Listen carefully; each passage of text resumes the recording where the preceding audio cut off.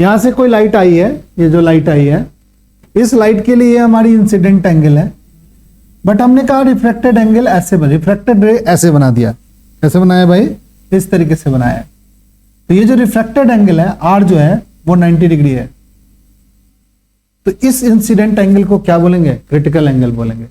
हम कहेंगे इस कंडीशन में स्नेल लॉ लगा दो। ये इंटेंसिटी, ये हमारा फर्स्ट मीडियम है और ये क्या है? सेकंड। और सेकंड मीडियम कैसा है बताओ? डेंस मीडियम है। एक टॉपिक लीजिए, रिलेशन बिटवीन, लिखिए सही बच्चे, relation between critical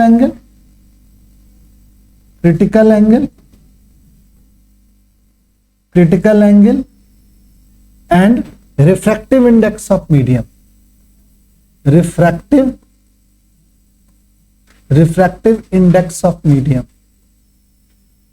index of medium. Relation between critical angle and refractive index of medium.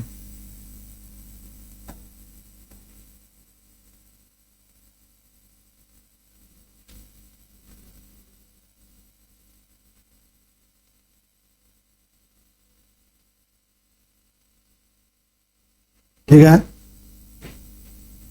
ये आपसे कहेगा, पूछेगा कैसे निकालेंगे भाई? तो ये रेयर डायग्राम बना लेंगे, ये नीचे डेंस बना देंगे, ऊपर क्या बना देंगे बताओ? रेयर मीडियम बना देंगे। एक तरफ डेंस मीडियम बना दिया, और लाइट कहां जा रही है? डेंस से कहां जा रही है बताओ? रेयर की तरफ लाइट जा रही है।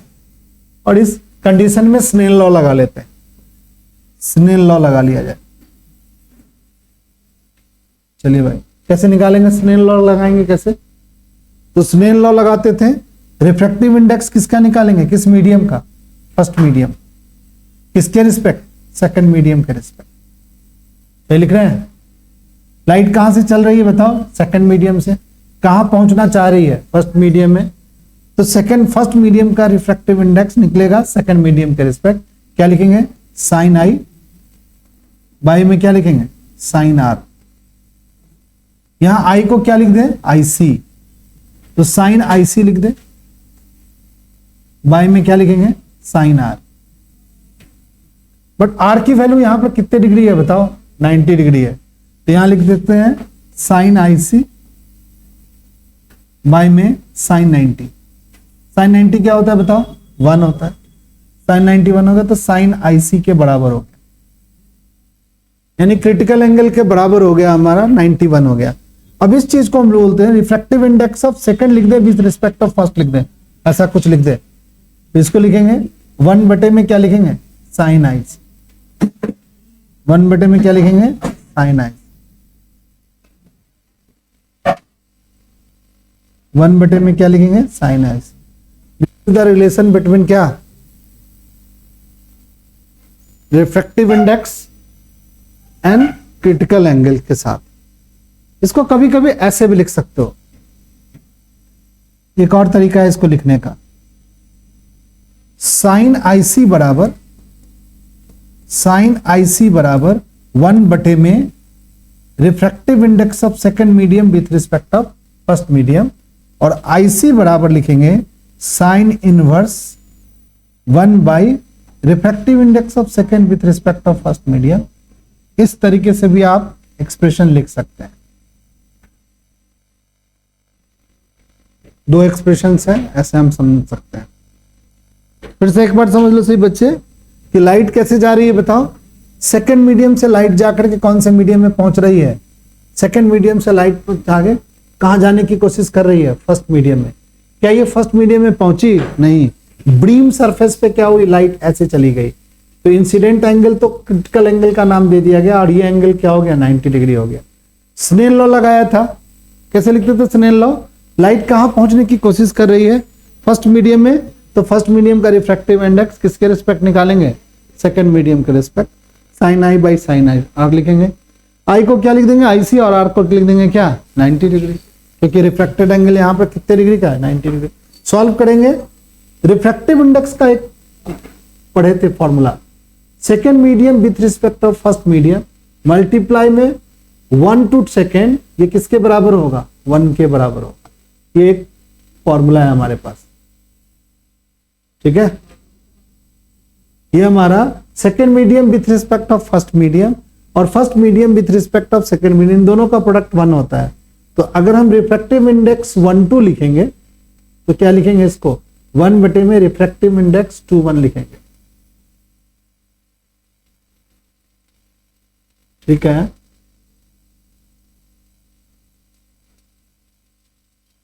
इस जगह पर 1-2 के जगह रिफ्रैक्टिव इंडेक्स 2-1 लिख दिए, 1 बटे में साइन आईसी लिख लिया।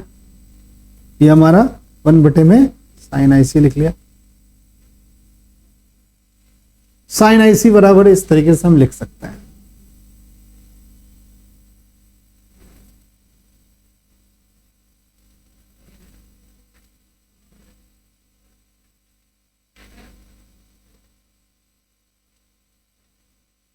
एक मिनट स्टूडेंट्स, नहीं ठीक लिखा हुआ है।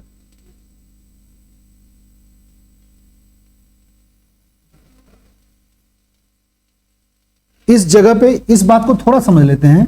इसको क्या लिख सकते हैं? 1-2 को 1 बटे में क्या लिखेंगे? म्यू 2-1 लिखेंगे, बराबर क्या लिखेंगे बताओ? Sign IC. यहां से कनेक्ट हमने कहां से किया? इसको। और म्यू 2-1 को हमने यहां पे ये जो लिखा, इसको हमने जब ऊपर लिखा तो 1 बटे में क्या लिख दिया? साइन आईसी लिख दिया। ऐसे लिख सकते हैं, या आईसी को उठा के इधर लिख सकते हैं और म्यू 2-1 को नीचे लिख देंगे तो आईसी बराबर साइन इनवर्स 1 बटे में म्यू 2-1 भी लिख सकते हैं। ये रिलेशन है क्रिटिकल एंगल से इसके बीच में, इंसिडेंट एंगल के बीच में, सॉरी क्रिटिकल एंगल और रिफ्रैक्टिव इंडेक्स के बीच में। अगर तुमसे पूछेगा कि क्रिटिकल, हमारी एक डेफिनेशन आपसे पूछेगा जो आपने सीखा है, एक हमारी क्रिटिकल एंगल का डेफिनेशन पूछेगा आपसे, क्रिटिकल एंगल का डेफिनेशन पूछेगा। साथ में एक और पूछेगा आपसे कि condition of total internal reflection, condition of total internal reflection, total internal reflection, internal reflection. Total internal reflection का कंडीशन पूछेगा तो आप लिख दीजिएगा, पहला लाइट क्या होना चाहिए? डेंस से किधर जाना चाहिए? रेयर में लाइट को जाना चाहिए। और दूसरा कंडीशन लिख देना, इंसिडेंट एंगल बड़ा होना चाहिए किससे? क्रिटिकल एंगल से। ये 2 शर्त लिख दोगे, ठीक है, आप जस्टिफाई कर सकते हो। और क्रिटिकल एंगल के लिए क्या आ गया? वो इंसिडेंट एंगल। तो critical incident angle become critical angle जबकि रिफ्रैक्टेड एंगल किसके बराबर हो जाए बताओ? 90 डिग्री हो। और लाइट कहां से जाना चाहिए? डेंस से रेयर में। पूछेगा पक्का, लाइट जाएगा डेंस से किसमें? रेयर में। ये कंडीशन पक्का कल की क्लास में एग्जाम में आने वाला है, परसों वाला टेस्ट में। चलिए, इतनी बात समझ गया सब बच्चा? देखो बहुत जगह हमारा टोटल इंटरनल रिफ्लेक्शन का डिफरेंशन होता है। देखो लाइट कहां से जा रही है? पानी से कहां जाने की कोशिश कर रही है बताओ? एयर में। लाइट का कुछ पार्ट एयर में चला गया, कुछ पार्ट क्या हो गया? ये तो रिफ्रैक्शन हुआ, बट ये वाली लाइट जो नीचे आ गई ये क्या हो गया? Total internal reflection. यहां देखो लाइट इस एंगल पे गया, लाइट क्या ऊपर गई? नहीं सर, पानी में ही बैक आ गया, इसको बोलेंगे क्या? टोटल इंटरनल रिफ्लेक्शन हुआ। यहां भी लाइट का क्या हो रहा है? Total internal reflection. Total internal reflection के बहुत सारे नेचुरल क्या है? फेनोमेनन है। जैसे हमारा प्रिज्म में भी टोटल इंटरनल रिफ्लेक्शन होता है, ऑप्टिकल फाइबर में टोटल इंटरनल रिफ्लेक्शन होता है, ठीक है। ये 2 बात आपके एग्जाम में आ सकता है। जैसे एग्जाम में क्या देगा? देखो इस प्रिज्म के थ्रू ये रे डायग्राम बनाने के लिए देगा। सबसे पहले ये समझे कि प्रिज्म में क्या होता है। प्रिज्म क्या है? ये जो है राइट एंगल प्रिज्म है। देखो यहाँ पर एंगल 90 का है, 45 का है, 45 का है, ऐसा कुछ है। प्रिज्म में क्या होती है कि 2 ऐसा इंटरफेस जो कभी आपस में कटे नहीं। जैसे ये वाला देखो, ये वाला प्रिज्म, ये वाला पैरेलल, ये वाला लाइन और ये वाला सेट, ठीक है। अगर इधर से लाइट जा रही है और इधर से क्या हो रही है? वापस निकल रही है, तो बताओ लाइट में ये बी पॉइंट ऊपर से आया, लाइट क्या होगा? नीचे आया, फिर इधर गया, बी पॉइंट ऊपर था, क्या बन गया बताओ? नीचे आ गया। और ए पॉइंट क्या था? जो नीचे था, रिफ्रैक्शन के बाद क्या हुआ? ऊपर चला गया। बताओ यहां पर लाइट का क्या हुआ है? टोटल इंटरनल रिफ्लेक्शन हुआ है। इस तरीके का ये प्रिज्म है। तो सर ये प्रिज्म कैसा है? इसको अगर तुम आगे की ओर खींचोगे, ऐसे ऊपर की ओर खींचोगे, ये कहीं ना कहीं क्या होगा। देखो प्रिज्म में क्या डेफिनेशन है कि लाइट अगर इधर से जाए तो बताओ ये इंटरफेस हो गया लाइट का, जहां से लाइट इंटर कर रही है, यहां से लाइट इंटर कर रही है, और ये इंटरफेस से लाइट क्या हो रही है बताओ, वापस आ रही है, बाहर आ रही है। बट ये दोनों इंटरफेस कहीं ना कहीं आपस में क्या हो सकता है बताओ, मिल सकता है। तो ये प्रिज्म के जैसा बिहेवियर करेगा। देखो लाइट किधर से इंटर किया, इस इंटरफेस से लाइट इंटर किया, और इस इंटरफेस से लाइट क्या हुआ, वापस आया। तो दोनों इंटरफेस आपस में क्या हो रहा है बताओ, यहां पे कट रहा है। ये प्रिज्म कैरेक्टर है। फिर लाइट हुई, इस इंटरफेस से लाइट क्या हो रही है, इंटर कर रही है, ठीक है, और इसी इंटरफेस से क्या हो रही है, लाइट वापस आ रही है। ये भी एक प्रिज्म का कैरेक्टर है। इन सभी का रे डायग्राम बनाने में क्या हुआ है कि आपको एक जगह क्या हुआ है, टोटल इंटरनल रिफ्लेक्शन हुआ है। ध्यान से देखो, बताओ यहां पर ये जो पॉइंट है, ये पॉइंट क्या है, टोटल इंटरनल रिफ्लेक्शन हुआ है लाइट का। यहां पर भी लाइट का क्या हुआ है बताओ, टोटल इंटरनल रिफ्लेक्शन हुआ है। यहां भी लाइट का क्या हुआ है, टोटल इंटरनल, ये भी लाइट का टोटल इंटरनल, ये भी लाइट का टोटल इंटरनल, यहां भी लाइट का टोटल इंटरनल रिफ्लेक्शन हुआ है। बताओ यहां पर लाइट का, तुमसे क्या पूछेगा कि प्रिज्म से हेल्प से आप बताओ कि लाइट का टोटल इंटरनल रिफ्लेक्शन होता है, और हमारी ऑब्जेक्ट से जब लाइट चल रही है तो लाइट की जो बेंडिंग होती है वो 90 डिग्री से होती है। देखो ये ए बी ऑब्जेक्ट ऐसे था, ये कैसे हो गया, ऐसे हो गया। ये वाला ऑब्जेक्ट अगर ऐसे हो गया तो लाइट की बेंडिंग कितने डिग्री से हुई है, 90 से हुई। देखो यहां पे ये ए बी ऐसे था, जब ये लाइट इधर गुजर करके ऐसे गुजरा तो लाइट कैसे हो गया, ऐसे हो गया। यानी ये वाला चीज जो बी ऊपर था, अब ये बी क्या हो गया, नीचे हो गया। तो ये भी एक टोटल इंटरनल रिफ्लेक्शन का। बट यहां पर लाइट की बेंडिंग जो हो रही है वो 180 से हो रही है। यहां पर लाइट की बेंडिंग कितने से हो रही है, बताओ यहां पर कितने से हो रही है। ध्यान से देखो, बी ऊपर था, अब बी क्या हो रहा है, नीचे आ रहा है, और ए जो नीचे था वो कहां जा रहा है, ऊपर आ रहा है। ये भी लाइट की बेंडिंग कितने डिग्री से हो रही है, 180 डिग्री से। ठीक है, यहां पर थोड़ा पढ़े इसको, थोड़ा सा पढ़ ले, कहीं एग्जाम में आ गया तो क्या है, prism design to bend light by 90 degree और 180 डिग्री। प्रिज्म को जो डिजाइन किया गया है उसमें लाइट या तो 180 डिग्री से बेंड हो जाएगा या 90 डिग्री से बेंड हो गया। तो बताओ यहां पर जो लाइट कितने डिग्री से बेंड कर रहा है, 90। यहां पर कितने डिग्री से, 180 से। यानी प्रिज्म जब हम डिजाइन करते हैं तो लाइट की बेंडिंग हम करवा सकते हैं 90 या 180 से। Make use of total internal reflection, इसमें हम लोग यूज करेंगे टोटल इंटरनल रिफ्लेक्शन का कॉन्सेप्ट। लाइट अगर ऐसे आई है, इस इंटरफेस पे ये लाइट ऐसे आई है, यहां पर क्या हुआ, टोटल लाइट बाहर नहीं निकली है, लाइट क्या हो गई है, अंदर ही आ गई है। यहां पर ये टोटल इंटरनल रिफ्लेक्शन हुआ है। Such a prism also use to invert image. देखो यहां पर इस इमेज को क्या कर दिया है, लिटा दिया है, बट इस इमेज को क्या किया है बताओ, उल्टा कर दिया है। तो कहा कि such a prism is also use to invert image without exchanging their size, changing their size. देखो साइज चेंज नहीं हुआ है, देखो ये साइज कितना है बताओ, जितना बड़ा दिख रहा है उतना ही बड़ा साइज है।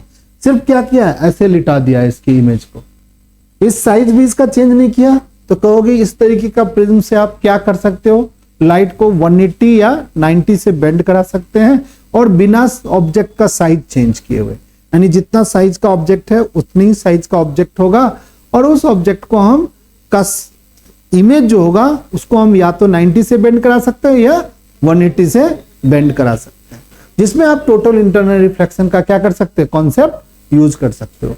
तो क्वेश्चन पूछा जा सकता है कि draw a ray diagram with help of prism to invert the image of क्या, ऑब्जेक्ट विदाउट चेंजिंग इट्स क्या, साइज।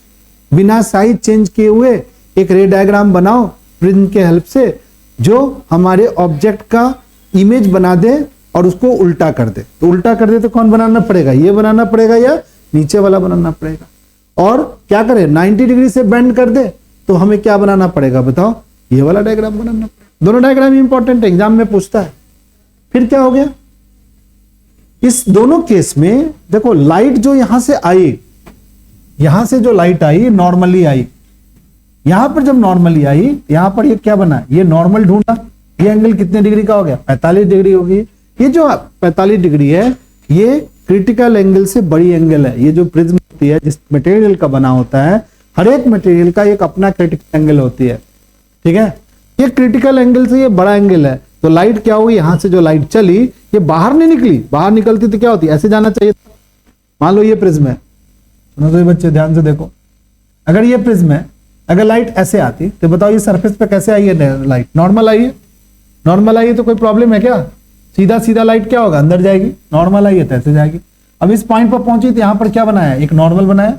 नॉर्मल के बाद लाइट क्या होगा, ये इंसिडेंट एंगल है। अब चेक करेगा कि light incident angle critical angle से बड़ी है कि छोटी है। देखिए लाइट की क्या है, क्रिटिकल एंगल क्या है, छोटी है, और इंसिडेंट एंगल क्या है, बड़ी है। तो क्या होगी, लाइट का टोटल इंटरनल रिफ्लेक्शन होगा और लाइट क्या होगा, ऐसे बेंड। फिर एक लाइट ऐसे आएगी, फिर से ये चेक करेगा, फिर से टोटल इंटरनल। ये पहली लाइट पहुंची, यहां पहुंच गई पहली लाइट, और ये दूसरी लाइट कहां पहुंची भाई, यहां पहुंची भाई। दूसरी लाइट यहां, तो लाइट का क्या हो गया, बेंडिंग हो गया। कितने डिग्री से बेंड हो गया लाइट, 90 डिग्री से लाइट बेंड हो गया। साइज चेंज हुआ नहीं, साइज तो चेंज नहीं हुआ।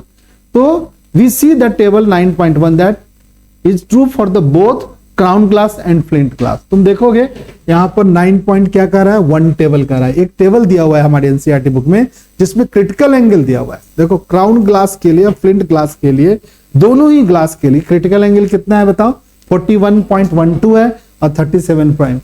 यहां पर जो क्रिटिकल सॉरी इंसिडेंट एंगल कितने का है, कोई बच्चा बता दो। यहां पर इंसिडेंट एंगल कितने डिग्री का बन रहा है, ये जो डॉटेड लाइन है वो है क्या बताओ, नॉर्मल। ये क्या लाइट है, इंसिडेंट लाइट है, तो इंसिडेंट एंगल कितने का हो गया भाई, 45 का। तो दोनों क्राउन ग्लास और फ्लिंट ग्लास के लिए हमारी यहां इस कंडीशन में इंसिडेंट एंगल क्या हो रही है बताओ, बड़ी हो रही है, और क्रिटिकल एंगल क्या हो रही है बताओ, छोटी हो रही है। ठीक है भाई, टोटल इंटरनल रिफ्लेक्शन हुआ। एक यहां से पूछ सकता है सवाल, चलो पक्का आएगा। दूसरी बात, ऑप्टिकल फाइबर का नाम सभी बच्चे सुने हैं आजकल, क्या होता है, nowadays optical fibre extremely used for the transmitting audio and video signal. ठीक है, ऑडियो और सिग्नल को ट्रांसमिट करने के लिए long distance. Optical fibre to make use of phenomena of total internal reflection. Fibre में भी टोटल इंटरनल रिफ्लेक्शन होता है। तो तुम अगर पूछेगा कि टोटल इंटरनल रिफ्लेक्शन कहां कहां होता है, तो ऑप्टिकल फाइबर में होता है, और कहां होता है, प्रिज्म के थ्रू करवा सकते हैं। ठीक है, optical fibre are fabricated with a high composite glass. क्या बोलते हैं, ये बॉडी याद कर लो, कंपोजिट ग्लास से ये बना होता है, जिसको हम क्या बोलते हैं बता, या क्वार्ट्ज से बना होता है फाइबर। ठीक है, ईच फाइबर कंसिस्ट कोर, पूछता है कोर और क्लैडिंग। ऑप्टिकल फाइबर इस तरीके का डायग्राम होता है, बनाया है। ऑप्टिकल फाइबर का डायग्राम कहेगा बनाने के लिए, बाहर वाले को बोलते हैं कोर, अंदर वाले को बोलते हैं क्लैडिंग। ठीक है, देखो light undergoing successive total internal reflection in through the optical fibre. तो देखो लाइट यहां से इंटर करता है ये, और क्या होगा, ये लाइट बाहर नहीं निकलती है, ऐसे बाहर नहीं निकलती है, यहां से रिफ्लेक्ट, फिर ऐसे, फिर ऐसे लाइट। ये बताओ ये डेंस मीडियम है, ये कौन सा मीडियम है, डेंस मीडियम। और बाहर कौन सा मीडियम है बताओ, ये वाला मीडियम कौन सा है, रेयर मीडियम है। लाइट डेंस से कहां जाना चाहती है, रेयर में घुसना चाहती है, बट उसी मीडियम में फिर से क्या होगी, हो गई, बाउंस बैक हो गई। तो ऊपर वाले को यहां पर कोर क्लैड बोलते हैं, और अंदर वाले को क्या बोलते हैं, कोर बोलते हैं। क्लैड और कोर का कॉम्बिनेशन, अंदर में देखो ना, बाहर में एक इंसुलेशन होती है रबर का, और अंदर में क्या होगा, फाइबर ऑप्टिक्स का बना होता है, ऑप्टिकल फाइबर का मटेरियल होता है, जिसको हम क्लैड बोलते हैं। इसमें हमारा टोटल इंटरनल रिफ्लेक्शन होगा। चलिए भाई थोड़ा सा समझते हैं क्या लिखा हुआ है भाई। इसमें से ऑप्टिकल फाइबर्स लिखे से बच्चे अपने अपने कॉपी में लिखो, total internal reflection in nature it's technological application में लिख लो, प्रिज्म लिख लो, ऑप्टिकल फाइबर लिख लो, प्रिज्म लिख लो और ऑप्टिकल फाइबर लिखो। बाद में कुछ जगह छोड़ देना, ये डायग्राम बना देना कॉपी अगर पिच करना चाहते हो तो। ऑप्टिकल फाइबर में लिखो कि इसमें भी टोटल इंटरनल रिफ्लेक्शन होता है, ऑप्टिकल फाइबर में भी क्या होती है भाई, टोटल इंटरनल रिफ्लेक्शन। ये वर्ड को लिख सकते हो। ऑप्टिकल फाइबर का fabrication high quality composite glass quartz fibre से बना होता है। इसमें एक चीज होता है कोर और एक होता है क्या, clad. Refractive index material of core का रिफ्रैक्टिव इंडेक्स क्या होती है, हार होती है, ज्यादा होती है, और क्लैड का क्या होता है, कम होता है। The refractive index of material of core is higher than other cladding, cladding से ज्यादा होती है कोर की। अंदर में जो बना होता है मटेरियल, ये अंदर वाला मटेरियल जो है ये ऑप्टिकली डेंस होता है, और बाहर वाला जो चीज होती है उसका ऑप्टिकली क्या होता है, रेयर होता है। ये ऑप्टिकली रेयर होता है, ये हमारी रेयर होती है। अंदर वाला मटेरियल क्या होता है, ये हमारी ज्यादा ऑप्टिकली डेंस होता है, ऑप्टिकली डेंस होता है, यानी हाई रिफ्रैक्टिव इंडेक्स होती है इसकी, हाई रिफ्रैक्टिव इंडेक्स होती है। और इसकी क्या होती है, लिख लीजिए सब बच्चा, लो होती है। इसको क्लैड बोलते हैं, क्लैडिंग बोलते हैं। अंदर वाले को क्या बोलते हैं बताओ, कोर बोलते हैं।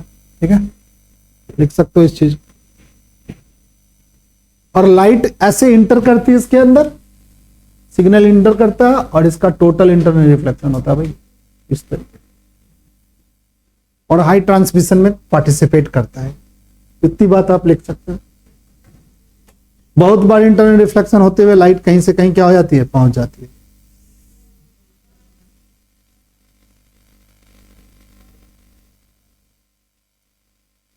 यहां देखो लिखा, the main requirement of fabrication optical fibre is that there should be very little absorption of light as it travel for a long distance inside them. यानी लाइट बहुत दूर तक जा सकती है बिना एब्जॉर्प्शन के। This has been achieved by the purification of special preparation of material such as quartz in silica gel fibre. It is possible to transmit more than 95% of the light over the fiber length 1 kilometer. Compare with what do you expect in the block of the ordinary window glass 1 kilometer thick. कहने का मतलब ये long distance तक travel कराने में क्या करता है, मदद करता है। इसके बाद एक टॉपिक हम लोग को पढ़ना है, इससे ऊपर वाला हम लोगों ने सब पढ़ लिया, लिख लिया क्लैड और कोड वाला कंडीशन, ये सब हम लोगों ने पढ़ लिया। डेंसर मीडियम वाला पढ़ लिया,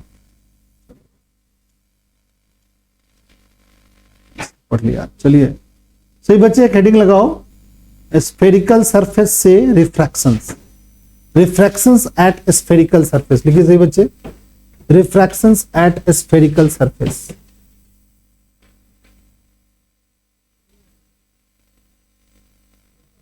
रिफ्रैक्शंस ऑफ स्फेरिकल सरफेस। लिखिए सही बच्चे, एक डायग्राम बनाओ हमारे साथ सही बच्चे। स्फेरिकल सरफेस के लिए एक डायग्राम बना। ये हमारा एक स्फेरिकल सरफेस ले लो, ये मिरर नहीं है, एक स्फेरिकल सरफेस है जो इधर और इधर वाले मीडियम को सेपरेट कर रहा है, अलग अलग सेपरेट कर रहा है।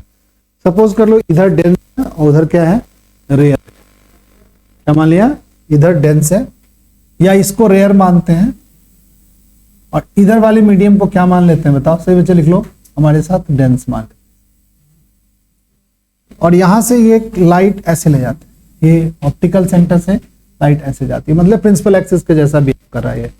ठीक है, और यहां पर एक हम इमेज रख लेते हैं, ऑब्जेक्ट रख लेते हैं, सॉरी, यहां पर एक ऑब्जेक्ट को रख लेते हैं, और इस ऑब्जेक्ट को यहां रखने से क्या हुआ कि इस ऑब्जेक्ट से एक लाइट जाती है ऐसे। ठीक है, यानी रेयर से कहां जा रही है भाई, डेंस में जा रही है, नहीं जा रही है, रेयर से डेंस में। तो रेयर में डेंस में, तो इस पॉइंट पर एक नॉर्मल बना लेते। ठीक है, बच्चा पार्टी एक काम करते हैं, इधर मान लेते हैं डेंस और इधर मान लेते हैं क्या, रेयर।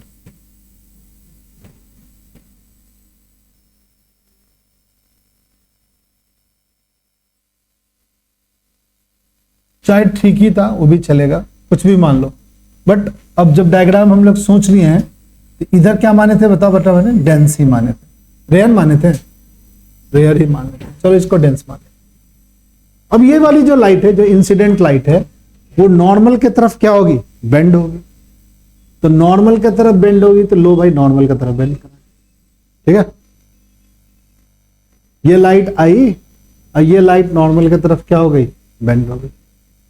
ठीक है, और एक लाइट यहां से ऐसे आई, सीधी सीधी लाइट। प्रिंसिपल एक्सिस के लाइट जो आएगी वो सीधी सीधी लाइट ऐसे गुजरेगी। तो ये वाली लाइट क्या इस वाली लाइट से कहीं मिलेगा, नहीं मिलेगा। तो इस लाइट को हम पीछे की ओर क्या कर देंगे, बढ़ा देंगे, इस लाइट को हम पीछे की ओर बढ़ा देंगे।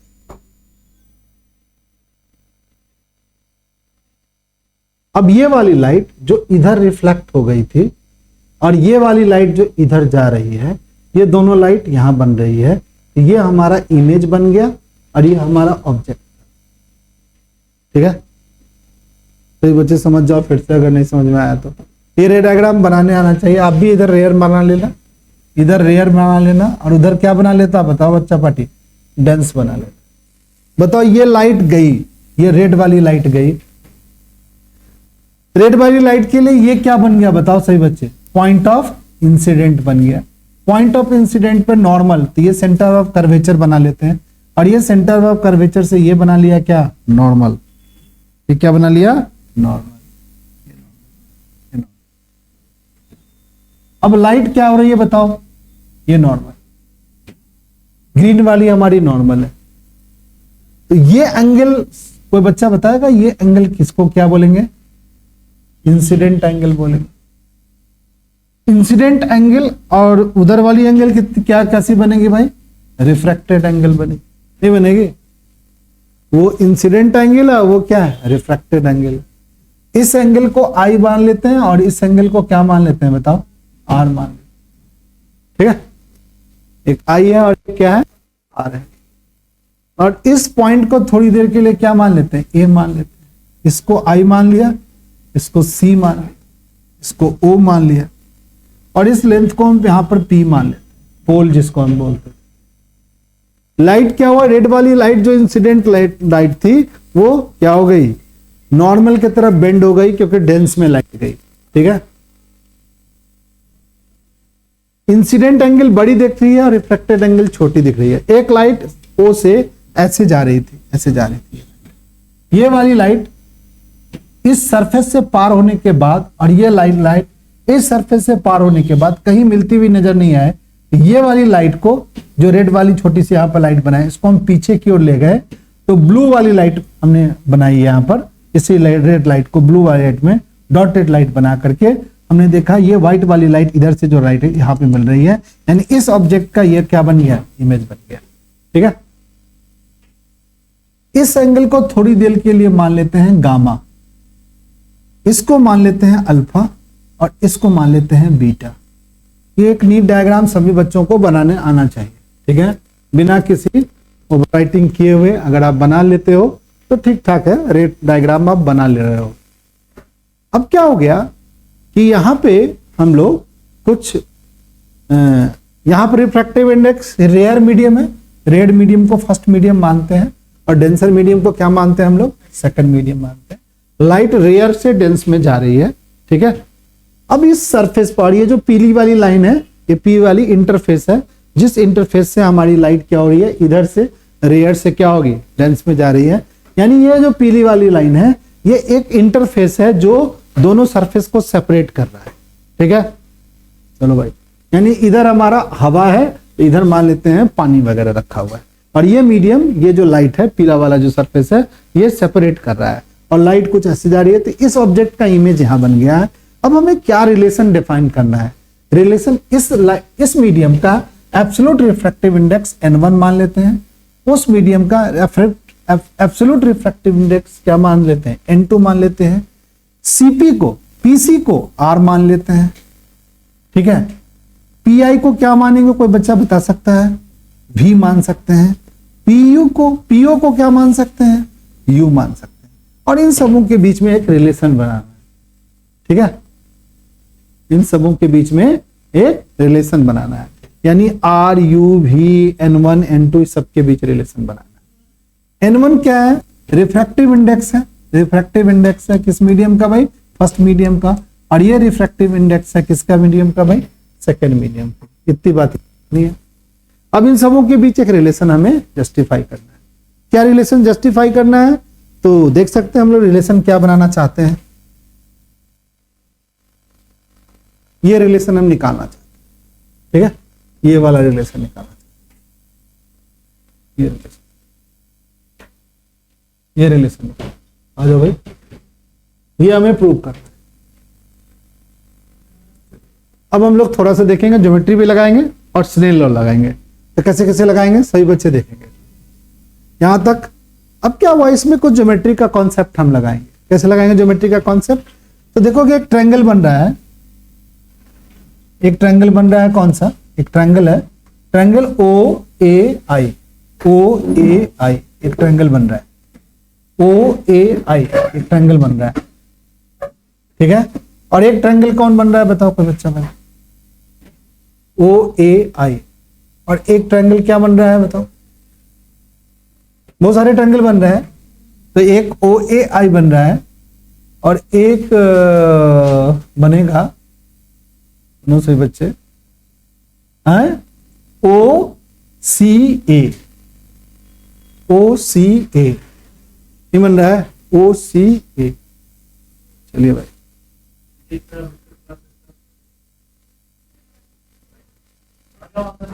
आ जाओ।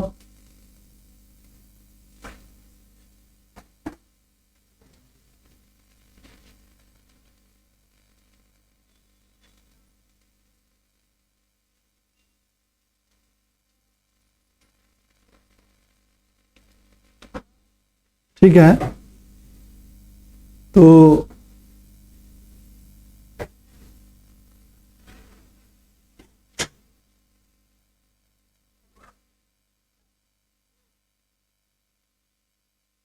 ओसीए में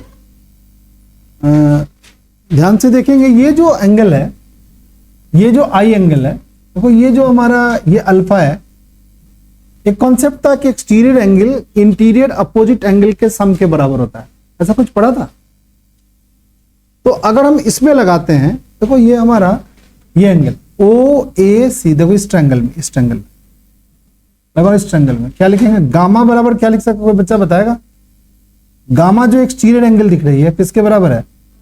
अल्फा प्लस आई, ये लिख रही है। देखो ध्यान से देखो, बहुत सारा ओवरराइट हो गया। गामा बराबर क्या हो गया? अल्फा और आई का जो सम है ना वो गामा के बराबर है, नहीं है? गामा के बराबर है भाई। तो आई किसके बराबर होगा, कोई बच्चा बताएगा? Gamma minus alpha. हम आर की वैल्यू भी निकालना चाहते हैं, आर की वैल्यू निकालना चाहते हैं। कैसे निकालेंगे आर की वैल्यू भाई? रिफ्रैक्टेड एंगल की भी वैल्यू निकालना चाहते हैं। चलो भाई, ये एंगल कितना है बताओ कोई बच्चा? ये एंगल कितना है बता सकते हैं? ये एंगल कोई बच्चा नहीं बता पाएगा? हाँ, आई में से आर माइनस कर लेते हैं क्या? ये जो ये पूरा आई है और ये क्या है बताओ कोई बच्चा? ये क्या है बताओ? ये तो आर दिख रहा है, नहीं ये दिख रहा है हमें क्या? ये लाइट कैसे गई है? ये लाइट कैसे गई है बताओ? ऐसे जाइए और फिर क्या हो गई? तिरछा हो गई। ये सीधा लाइट कौन है बताओ? ये है। ये एंगल आर है, तो ये एंगल क्या हो गया बताओ? ये एंगल क्या हो गया? आर ही तो हो गया। ये तो आर एंगल हो गया, ये आर हो गया। धंधा हो रहा है फिगर भाई, देख लो। आर माइनस क्या होगा बताओ? इस एंगल। अब ट्रायंगल बदल लेते हैं, ट्रायंगल इस ट्रायंगल में, कोई बच्चा बता दो इस ट्रायंगल में क्या होगा? गामा किसके बराबर होगा बताओ? ट्रायंगल कौन सा होगा बताओ कभी बच्चा? ट्रायंगल कौन सा लेंगे बताओ? ए आई सी। क्या होगा? गामा बराबर क्या होगा बताओ? R plus beta. तो आर किसके बराबर होगा? गामा माइनस, ठीक है। चलो एक रे डायग्राम और बनाते हैं, यही कंडीशन आना चाहिए हर एक में। ये तो काफी ज्यादा क्या हो गया? हेक्टिक हो गया। चलो एक डायग्राम बनाते हैं फिर से। एनसीईआरटी बुक का एक डायग्राम ले लेते हैं और फिर हम लोग समझते हैं। आइए सर, चलिए। चलो कुछ बच्चे नए जुड़े हैं, और उसके साथ ये काम कर लेते हैं। ठीक है, चलो क्या है बताओ। ये जो है ना, ये जो काली वाली लाइन है, ये काली वाली लाइन क्या है? इंटरफेस है। इधर हमारा एक डेंस मीडियम और इधर क्या है? Rare medium. ऑब्जेक्ट कहां पर आया है बताओ? Rare medium. ठीक है, ऑब्जेक्ट किधर है? रेयर मीडियम में। ऑब्जेक्ट यहां पे है, ऑब्जेक्ट यहां पे है रेयर मीडियम में। अब रेयर मीडियम से लाइट चल रही है, लाइट चली रेयर मीडियम। बताओ इस पॉइंट पर क्या ढूंढेगा? बताओ नॉर्मल ढूंढेगा। तो नॉर्मल कैसे ढूंढेगा? यहां पर सेंटर ऑफ कर्वेचर है, ये डॉटेड लाइन क्या है बताओ? नॉर्मल। लाइट ऐसे जा रही है, बेंड करेगा किधर? नॉर्मल की तरफ। इंसिडेंट एंगल देख रहा है, आई बड़ा दिख रहा है, और रिफ्लेक्टर एंगल क्या दिख रहा है? छोटी दिख रही है। सही तो है। चलो एक लाइट कैसे ले गए भाई? ऐसे ले गए। ये लाइट सीधा सीधा जाएगा प्रिंसिपल एक्सिस के अलोंग, ये लाइट जाके यहां पे मिल जाएगा, और ये लाइट यहां पे रिफ्रैक्ट हो गया। इस इंटरफेस में आने का ये लाइट ऐसे, दोनों यहां मिल गया। यहां पर क्या बन गया बताओ? इमेज बन गया। कितने बच्चों को ये बात समझ में आ गया? इस डायग्राम के थ्रू और क्लियर हो गया होगा सभी बच्चों। ये बताओ, ये डॉटेड लाइन क्या लाइन है बताओ? नॉर्मल। ये लाइट कौन सा है बताओ? इंसिडेंट। दोनों के बीच के एंगल क्या हो गया? Incident angle. ये ब्लू वाली लाइन जो इधर गई है वो क्या है? रिफ्रैक्टेड। ये हमारी डॉटेड लाइन क्या है? नॉर्मल। दोनों के बीच के एंगल क्या हो गया? आर। आर छोटा दिख रहा है और आई क्या दिख रहा है? बड़ा। इन्हें लाइट क्या हो गया? डेंस में जाने के कारण नॉर्मल की तरफ क्या हो गई है? बेंड हो गई। चलो भाई, इस पी को यहां पर क्या मान लिया है? एम मान लिया है। एम सी क्या हो गया? Radius of curvature. एम आई क्या हो गया? वी। रेगुलर पढ़ते रहोगे तो आंखें दर्द नहीं होगी। हाँ बच्चे, कल आज मैथ का पेपर था किया रात भर। ठीक है, रेगुलर 2 घंटे 1 घंटे की स्टडी अगर हम रखेंगे तो इतना स्ट्रेस नहीं पड़ेगा। एमओ क्या हो गया भाई? यू हो गया। ठीक है, अब फिर से वही रिलेशन बनाते हैं। सुनो, फिर अल्लाह करने लगा। जहां पर सी है ना, उसकी जगह पे गामा रे बनाए। इसको क्या बनाए सभी बच्चे? बोलो। बीटा। यहां पर ऑब्जेक्ट की जगह क्या लगा है? अल्फा। चलो सही बच्चे, ये डायग्राम बनाओ अपने कॉपी में फिर से एक बार। हाँ भाई, क्यों नहीं बनाएगा? बनाओ डे डायग्राम सही बच्चे। चलिए भाई, अब एक ट्रायंगल ले लो। सुनो, ट्रायंगल कौन लेंगे बताओ? O O N C. O N C. सुनो, ओ एन सी। ट्रायंगल क्या हो गया? ओ एन सी में आई हमारा एक्सटीरियर एंगल है, वो किसके बराबर है? अल्फा प्लस गामा के बराबर है। अल्फा प्लस गामा के बराबर है।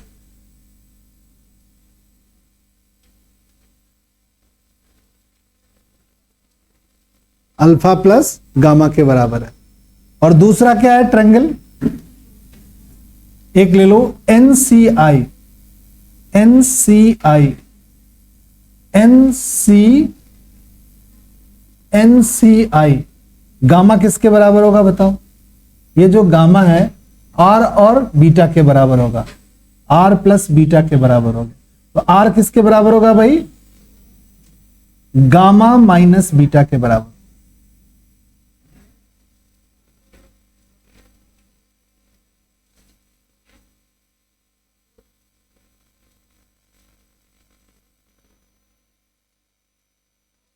ठीक है, यहां पर एक्सटीरियर एंगल, ये जो एंगल है एक्सटीरियर एंगल, ये exterior angle interior opposite angle के सम के बराबर है। और यहां जो ये दोनों इंटीरियर एंगल है वो इस एक्सटीरियर एंगल के बराबर है। तो आर की वैल्यू क्या हो गया? Gamma minus beta. यहां पर क्या हो गया? Alpha plus gamma. यानी आई बराबर क्या हो गया? Alpha plus gamma.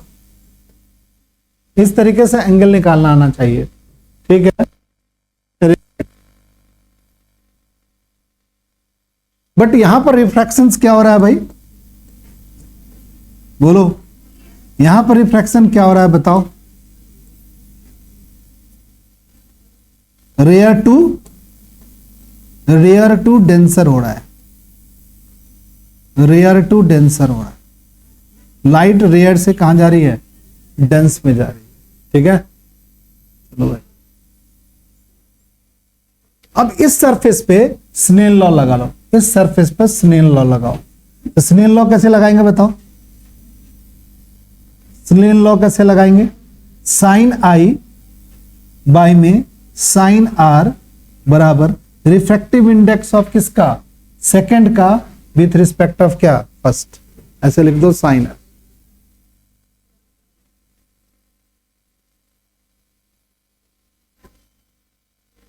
यहां पर एक स्टेटमेंट लिखेंगे कि आई और आर की वैल्यू, आई एंड आर की वैल्यू अगर वेरी स्मॉल है, बहुत छोटा है, तो साइन आई की वैल्यू सिंपल हम आई लिख सकते हैं और साइन आर की वैल्यू को सिंपल हम आर लिख सकते हैं। तो अब हम स्नेल लॉ को ऐसे लिख सकते हैं, स्नेल लॉ को हम लिखेंगे आई बटे में आर इक्वल टू N2 बटे में N1। रिफ्रैक्टिव इंडेक्स N2 बटे में क्या लिखेंगे, N1। इसको हम लोग μ21 को हम लोग लिख सकते हैं N21 भी लिख सकते हैं, ऐसा लिख सकते हैं, उसको N2 बटे में। अब आई की वैल्यू जो वो निकाले हो, अल्फा प्लस गामा, ये लिख दो, और नीचे दो गामा के जगह लिख दो, आर के जगह लिख दो गामा माइनस बीटा, बराबर लिखेंगे N21 N2 बाई में N1, सॉरी। अब सॉल्व करो, N2 gamma minus N2 beta बराबर N1 अल्फा प्लस में N1 गामा। गामा को एक तरफ कर लो, गामा को एक तरफ कर लो, N2 gamma minus N1 gamma बराबर N1 अल्फा प्लस में N2 बीटा।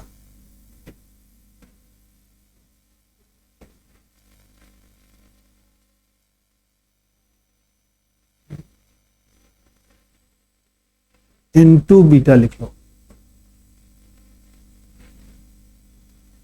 अब इस फिगर में जो अल्फा होगा ना, ये जो अल्फा है,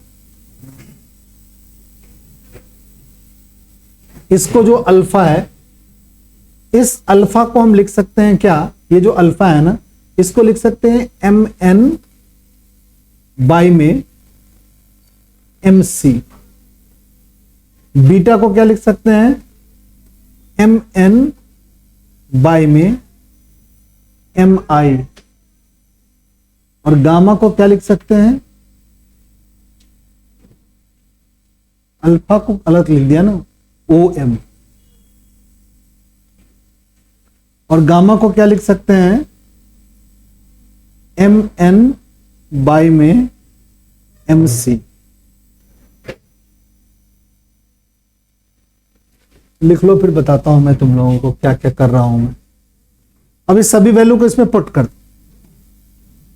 क्या लिख दें, इनटू गामा की जगह क्या लिख देते हैं बताओ, mn बाई में mc इनटू गामा की जगह mn बाई में mc बराबर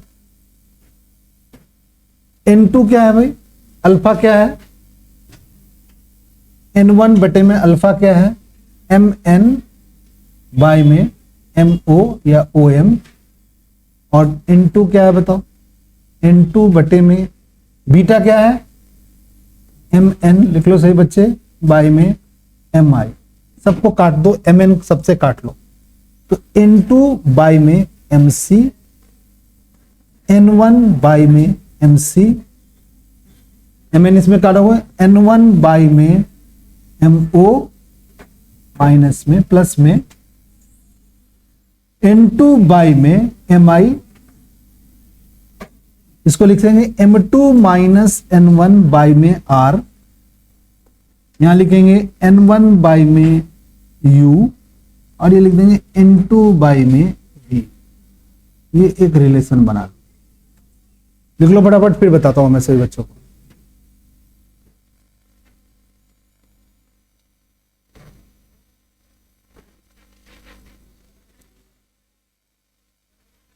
क्या रिलेशन बनाना था? एक साइन कन्वेंशन अभी लगाएंगे, ठीक हो जाएगा। ये रिलेशन साइन कन्वेंशन लगाएंगे। तो सभी डिस्टेंस कहां से नापेंगे आप सब समझ लिख लो पहले। पोल कौन है यहां पर? एम। एमसी क्या होगा बताओ? एमसी क्या होगा बताओ? बोलो, पॉजिटिव होगा कि निगेटिव होगा एमसी? एमसी किसके बराबर लिखे हैं बताओ? अब तो बता दो यार। एमसी आर है, आर पॉजिटिव है निगेटिव है? लाइट किधर से आ रही है भाई? इधर से लाइट आ रही है, देखते हो एरो इधर से बना हुआ है, ये तो पॉजिटिव होने भाई, ये तो आर पॉजिटिव होगा। बोलो कोई बच्चा, एमसी के बाद कौन है? एमओ। बताओ पॉजिटिव होगा कि निगेटिव होगा? एमओ क्या होगा? लाइट किधर है बताओ? ऐसे जा रही है और आप नाप रहे हो ऐसे, तो एमओ क्या होगा? निगेटिव होगा, निगेटिव भी होगा। बताओ एमआई क्या होगा? पॉजिटिव। बत्ती जल गया लगता है। अब इसमें साइन अप्लाई कर दो, साइन कन्वेंशन, ये वाला जो कॉन्सेप्ट है ना, ये जो साइन कन्वेंशन का रूल है, इस इक्वेशन में लगा दो। क्या लिखोगे बताओ? फाइनल रिजल्ट N2 लिखेगा, बाई माइनस में N1 लिखेगा, बाई में क्या लिखेगा बताओ? R। इसमें तो कोई चेंज नहीं आएगा। बताओ क्या लिख दे? V को U करा है तो N2 बाई में क्या लिख दे बताओ? V माइनस N1 बाई में क्या हो गया? U। ये फॉर्मूला बन गया भाई, और शायद यही प्रूव करना था हमें। चलो भाई, अब कुछ कुछ बातचीत और। प्रूव तो हो गया भाई फॉर्मूला, बट समझ में नहीं आया। सर जी आप ये कर दिए तो आप कर दिए सर, मेरे को तो नहीं समझ में आया। मैं अभी इसको समझाएंगे अगर जिसको समझ में नहीं आया। देखो थोड़ी सी बात कि सबसे में कौन सी बात है जो तुम्हें समझ में नहीं आया? तो सबसे पहली बात कि सर ये अल्फा बीटा गामा क्या लिख दिया? हमारे समझ से तो यही समझ में नहीं आया होगा कि अल्फा को कैसे लिख दिया, बीटा को ऐसे कैसे लिख दिया, गामा को ऐसे कैसे। देखो ये जो है ना, बताओ ये कोई बच्चा बता सकता है कि ये ट्रायंगल कैसा है? ये ट्रायंगल कैसा है बताओ? Right angle. Right angle triangle में tan अल्फा क्या होता है बताओ कोई बच्चा? tan अल्फा क्या होता है बताओ? Perpendicular by base. परपेंडिकुलर कौन है बताओ? या tan गामा? tan गामा क्या होगा बताओ? Perpendicular by base. परपेंडिकुलर कौन है बताओ? mn। और बेस कौन है बताओ? mc। जब अल्फा बीटा गामा या ये सब एंगल छोटे होते हैं ना, तो इस tan अल्फा को सीधा हम क्या लिखते हैं? tan गामा को क्या लिखेंगे? सीधा क्या लिख देंगे? गामा। इसलिए गामा की वैल्यू mn बटे में हम क्या लिख दिया? mc लिख दिया डायरेक्ट। ठीक है, उसी तरीके से हमने क्या लिख दिया? बीटा को क्या लिख दिया भाई? परपेंडिकुलर बाय हाइपोटेनस लिख दिया, परपेंडिकुलर बाय बेस लिखा। परपेंडिकुलर mn है और बेस क्या है? बीटा एंगल के लिए mi, तो बीटा के लिए mi लिख दिया। और अल्फा के लिए क्या लिख दिया? परपेंडिकुलर इस ट्रायंगल में, इधर वाले ट्रायंगल में परपेंडिकुलर कौन है बताओ?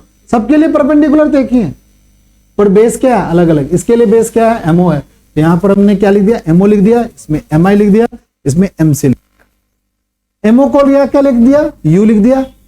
mi को क्या लिख दिया बताओ? v लिख दिया। और mc को क्या लिख दिया बताओ? r लिख दिया, जो वहां पर हमने लिख दिया। ठीक है, और जो फॉर्मूला बनाया है उस फॉर्मूले में हमने साइन कन्वेंशन क्या कर दिया? लगा दिया। सारे डिस्टेंस कहां से नापेंगे भाई? m से नापेंगे, तो पोल से। ये हमारा पोल है, पोल के, और लाइट कैसे जा रहा है? ये जो एरो बनाते हैं ये लाइट का डायरेक्शन है, तो लाइट के अपोजिट डायरेक्शन जाएंगे तो क्या बनेगा बताओ? पॉजिटिव बनेगा कि निगेटिव? निगेटिव बनेगा। ये वाला पार्ट निगेटिव हो गया, ये दोनों पार्ट क्या हो गया बताओ? पॉजिटिव हो गया। सॉल्व किया, डाला, फॉर्मूला ये बन गया। अब ध्यान से देखोगे इस सरफेस को, अगर इस फॉर्मूले को ध्यान से देखोगे तो एक बात तुम लोग को समझ में आएगा। ऑब्जेक्ट किस मीडियम में पड़ा हुआ है? कोई बच्चा बताओ, ऑब्जेक्ट किस मीडियम में पड़ा हुआ है? रेयर। रेयर का रिफ्रैक्टिव इंडेक्स क्या है? n1। तो देखो ऑब्जेक्ट डिस्टेंस के ऊपर n1 लिखा हुआ है। ठीक है, ऑब्जेक्ट डिस्टेंस के ऊपर N1 लिखा हुआ है।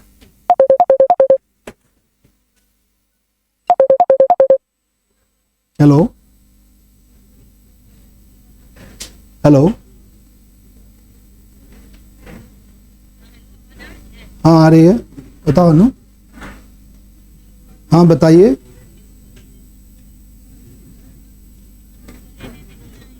अच्छा अच्छा, ठीक है ठीक है ठीक है ठीक ठीक है ठीक ठीक है ठीक। मन्नू नहीं आएगा, बताओ, उसका तबीयत ठीक नहीं है, इसलिए छोटा बालाल को। ऑब्जेक्ट डिस्टेंस कहां पे बताओ? ये जो हमारा ऑब्जेक्ट डिस्टेंस u है, ये किस मीडियम में पड़ा है? N1 मीडियम में पड़ा हुआ है। इमेज किस में पड़ा हुआ है भाई? N2 medium. यहां देखो है लड़की, ध्यान दो, इमेज किस मीडियम में पड़ा हुआ है बताओ? सेकंड मीडियम में पड़ा है, इसलिए उसके ऊपर उसका रिफ्रैक्टिव इंडेक्स लिख दिया, और N2 माइनस M1 के बारे में बटे में क्या लिख दिया? R लिख दिया। R क्या है? Radius of curvature. ये रिलेशन है जब स्फेरिकल सरफेस से लाइट एक मीडियम से दूसरे मीडियम में जाएगा। ठीक है, चलिए एक छोटा सा